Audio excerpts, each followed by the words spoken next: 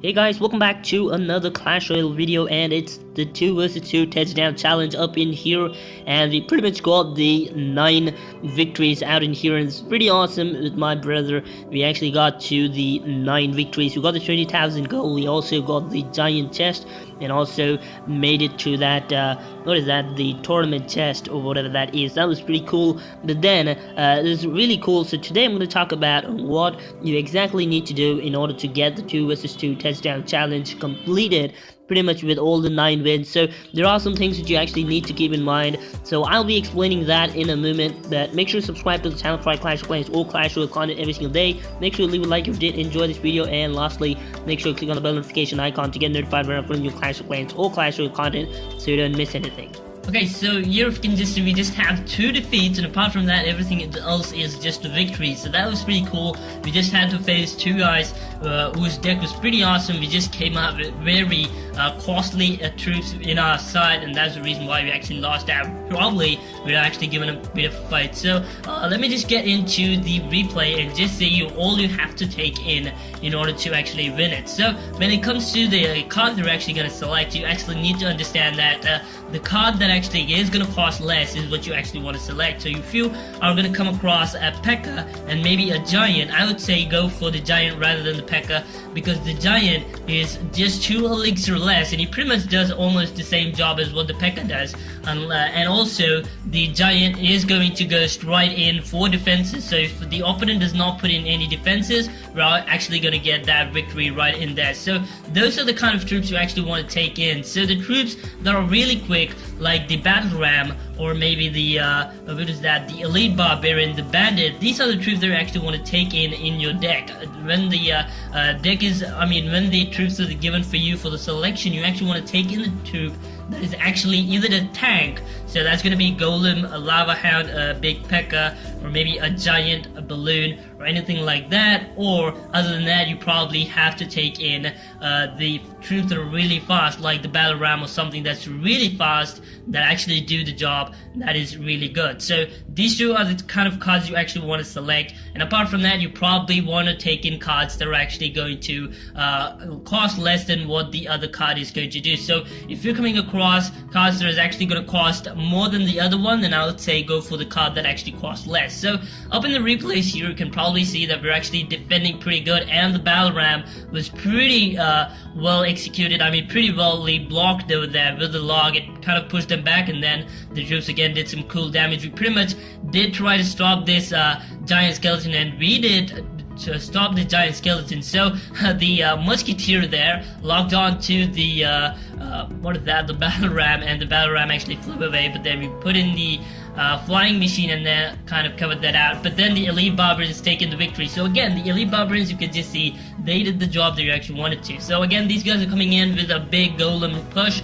We're actually going to counter that with putting in witches and all these troops. They're actually going to do the area splash, the balloon and all that, the bomber and all that stuff. So we actually got 2 stars, 2 crowns there, and just 8 more seconds. We probably got that second victory down as well. So we got 2 crowns, and that was really nice. So you want to select in the right card. That is all it matters. So when it comes to the selection of your player, you actually want to take in your friend or maybe your brother or someone who is actually sitting beside you. So if you're actually doing quick match, you're definitely gonna have a hard time actually playing with, because you need to communicate, you need to understand which side to go in and not spending a lot of elixir on the same side. So if you're spending in a lot of elixir on the same side, it's definitely gonna cost you the raid. So the Lumberjack pretty much did the job over there, and the Lumberjack is the guy who actually caused us the victory, and that is a big Lumberjack there, and that's the reason why I actually like the Lumberjack. He's pretty cool, but then they actually block him this time.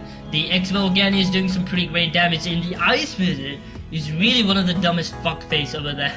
In the game itself, he's pretty dumb. He actually does not do much damage, but just slows them down, and that's really sad to just see, because that does not work out over here. You actually need to have in more power than just the slowing down aspect. So again, the the E-Wiz actually does the second thing for us, and that was really nice. And we're actually defending in with the Tesla and X-Bow, and it's pretty much done. This guy could not even take in one crown, and that was pretty much it for them. So again, the third replay pretty clean, but then the fourth one is where the trouble came in for us, because we came up with really bad troops regarding the amount of elixir they actually have to spend in. So you can see our deck, we pretty much have all the cards are actually going to cost in a lot. So again, just see here what's gonna happen. So the the troops on their side is much better than that of ours, and that's the reason why they're actually gonna win. So they have pretty cool troops. I don't know, I can't recall what they actually have. So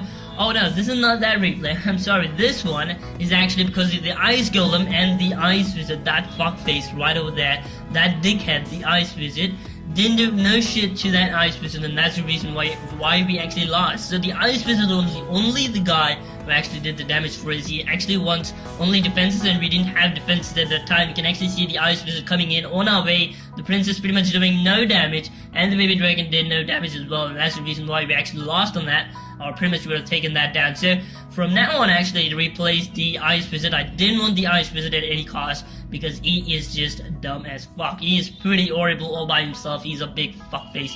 So again, for another loss here. So this time we actually got up pretty good troops from the opponent. So they had troops like the the Battle Ram, and then Elite Barbarians and all that cool stuff, I guess. And that's the reason why they actually won, I guess.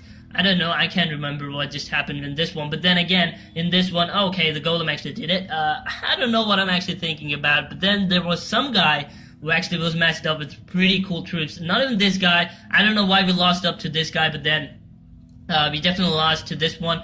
Okay, the Lava Hound and the Golem, we couldn't pretty much defend because we didn't have good troops. You can just see we don't have troops that are actually going to do air damage. Just a few, maybe like the Musketeer, the Archer, the Dart Goblin. The only few troops are actually going to do much damage to air troops, and that's the reason why we actually lost on this.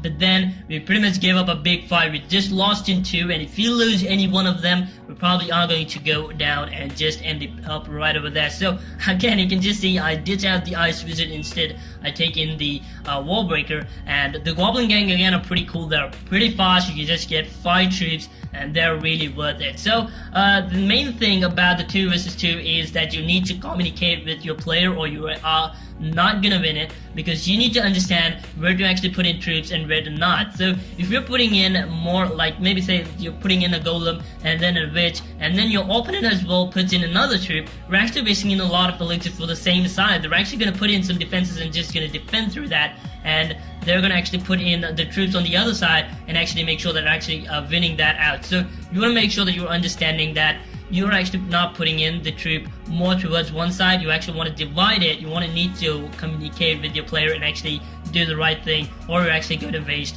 up the elixir. So in here you can just see we pretty much got the 1-star victory, and that's pretty much it for this guy. So the victory again, you can just see we're actually going to take in the Skeleton Army or the Bomber. The Bomber is pretty cool all by himself, so we're going to take in the Bomber instead of the Skeleton Army. The Skeleton Army can easily be taken down by maybe the Princess or something like that. So you don't want to take in the Skeleton Army unless you don't have a good troop apart from that. So up in here we pretty much took down the Sparky, I guess it was, and the Sparky definitely is a big threat. You need to consider the Sparky. It is definitely a big threat. It's going to kill down all your troops if you actually put in a tank in front, and that's definitely going to cost you the raid itself. So again, don't put in all the troops at the same spot. It's definitely going to cost you the raid, and that's what you don't want to do. So again, you just see that in the bottom, we pretty much defended ourselves with the skeletons, and that's what you actually want to do. You definitely need to have elixir up in your hand. And again, the Bomber coming in handy. You can just see the Bomber is pretty cool.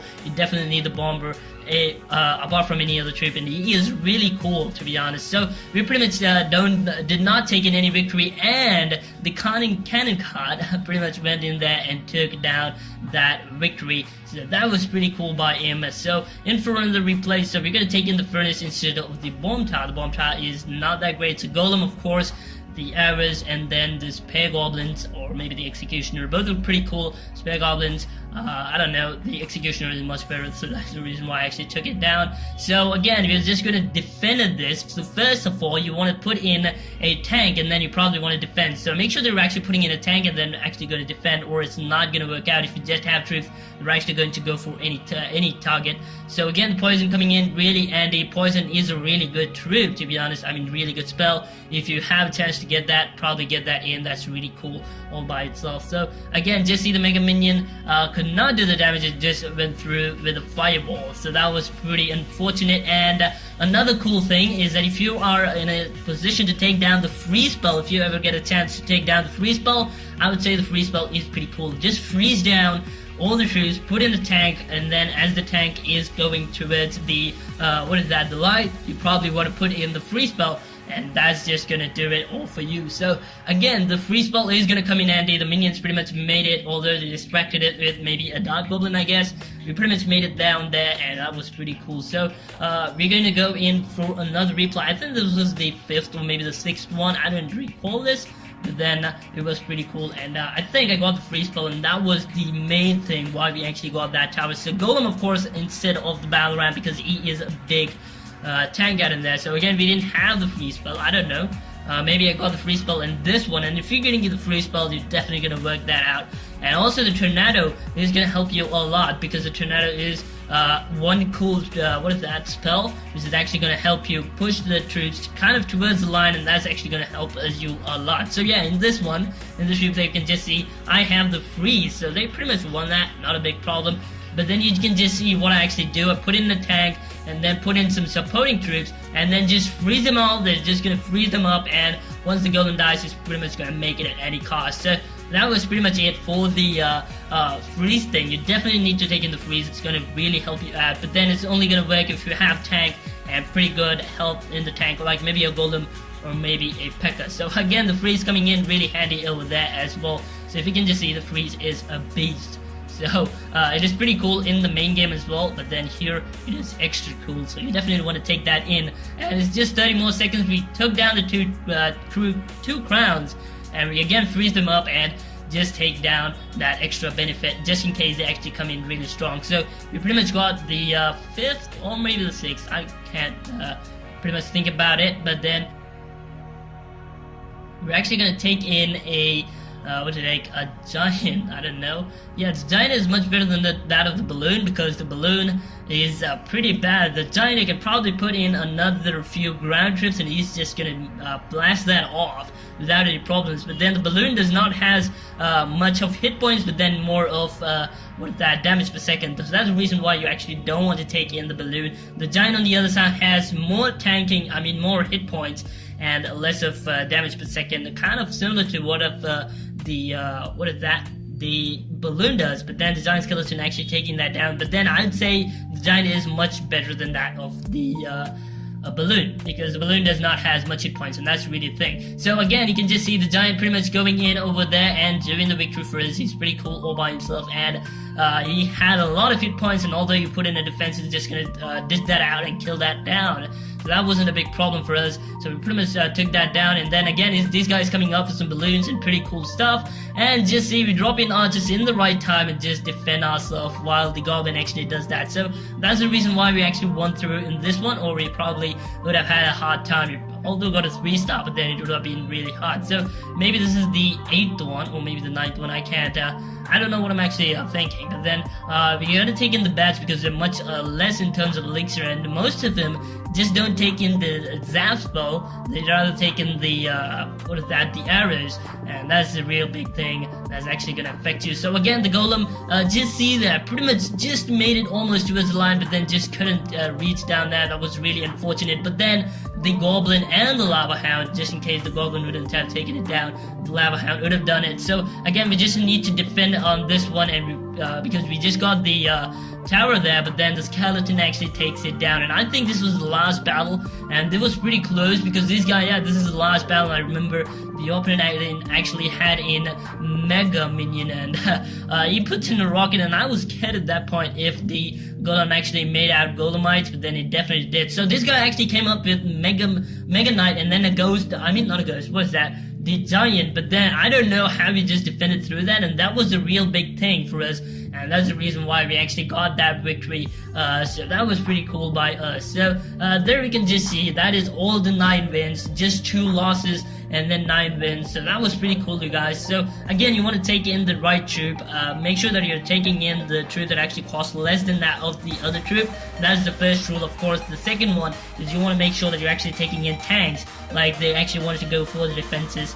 And lastly, make sure that you're actually taking in the right troop that actually does the distraction job. So maybe take in the huts as well. So spawners are the real big thing also to consider. If you're actually having a hut, probably taking down that hut is the best option for you, because that actually does a really great job. So thank you so much for watching. I'm Ayrus, and I'll see you next time. Until then, goodbye.